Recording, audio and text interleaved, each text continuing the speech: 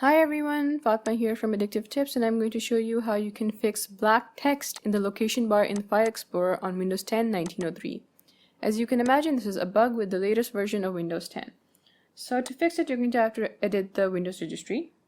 Open the run box with the Win+R keyboard shortcut, and in the run box you have to type regedit. Once you have the registry open, you have to navigate to this location that you see on your screen. Under the color key, look for a value named window text. Its value is probably going to be set to 000, which translates to black in RGB values.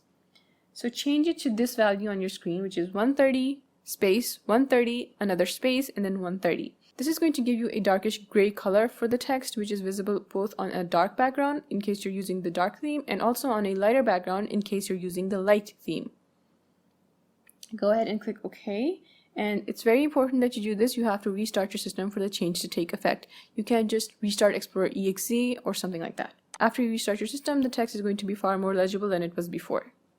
Now this has a few side effects. For example, there's going to be other text all across Windows 10 that's now in this color. The good thing is that you can still read this color on a white background, so it's not like you're unable to use other parts of Windows 10. As for the fix, it's up to Microsoft to do that. Thanks for watching. I'll see you later with more tech tips.